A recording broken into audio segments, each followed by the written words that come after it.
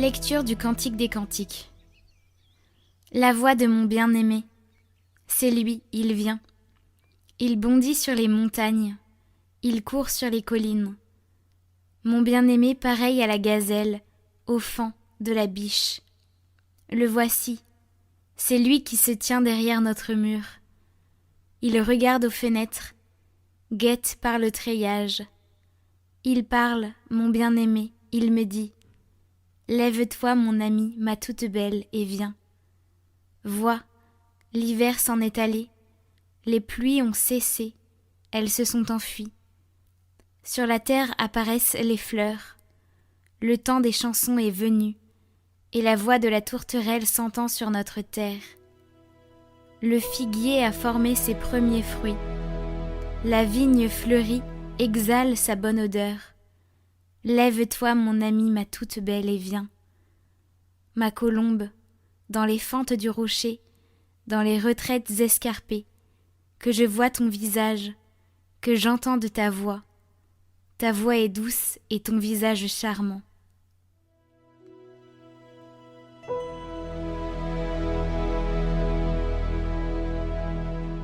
Criez de joie pour le Seigneur, chantez-lui le cantique nouveau. Rendez grâce au Seigneur sur la cithare, jouez pour lui sur la harpe à 10 cordes. Chantez-lui le cantique nouveau, de tout votre art soutenez l'ovation. Le plan du Seigneur demeure pour toujours, les projets de son cœur subsistent d'âge en âge. Heureux le peuple dont le Seigneur est le Dieu, heureuse la nation qu'il s'est choisie pour domaine. Nous attendons notre vie du Seigneur, il est pour nous un appui, un bouclier. La joie de notre cœur vient de lui, notre confiance est dans son nom très saint.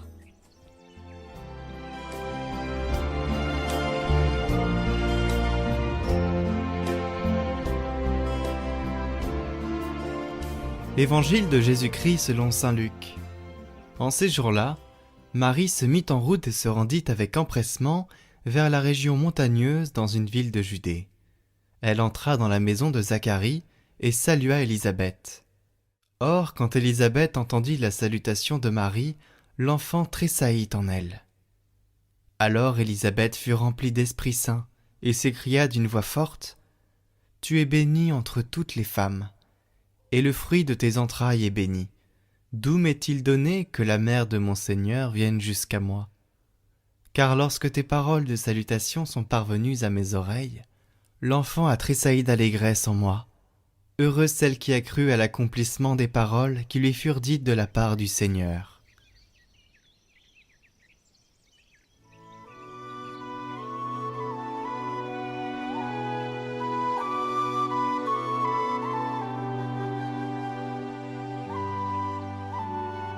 Commentaire de saint Bernard.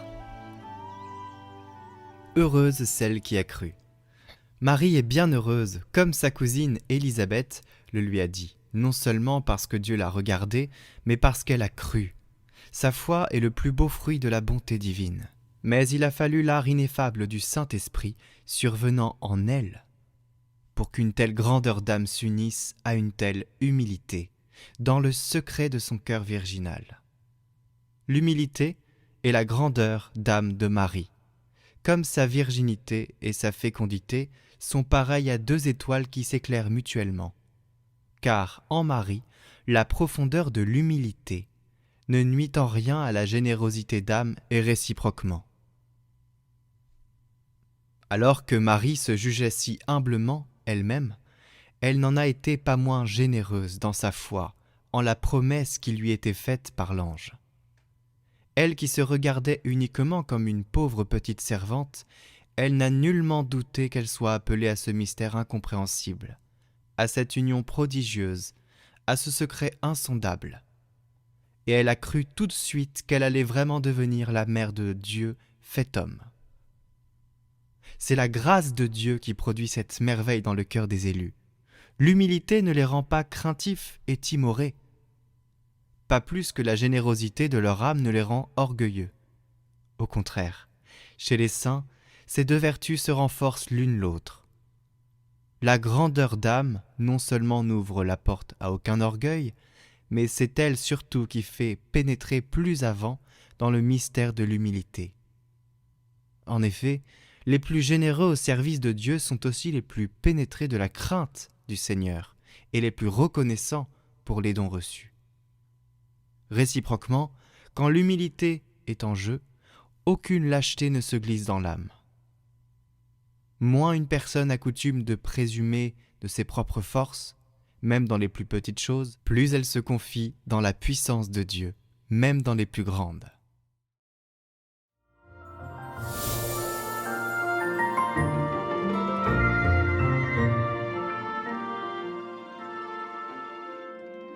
Bonjour, je m'appelle Olivier de Cagny, je suis évêque d'Évreux depuis le 9 septembre dernier, où j'ai été ordonné dans la cathédrale.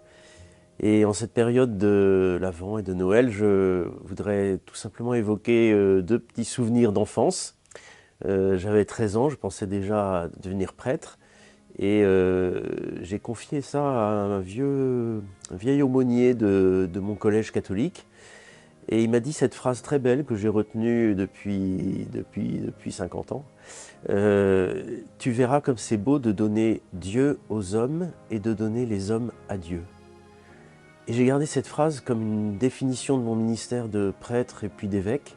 Et je trouve ça très beau. Et en ce temps de Noël, penser que le prêtre donne Dieu aux hommes, voilà, c'est un prolongement de cette fête de Noël où Dieu se donne, effectivement, où la Vierge Marie donne Dieu aux hommes, où l'Église donne Dieu aux hommes, où le Fils de l'homme, le Fils de Dieu est mis au monde.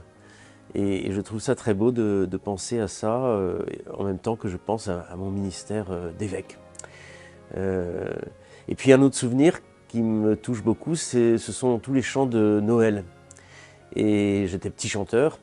Et ces chants de Noël qui sont à la fois très populaires, un peu folkloriques quelquefois, mais quand on y réfléchit, quand on voit la beauté de ces chants, le fait qu'ils résonnent profondément dans nos cœurs, dans le cœur de tellement de gens, et quand on est attentif en plus aux paroles, bah, je trouve que c'est très beau, quoi.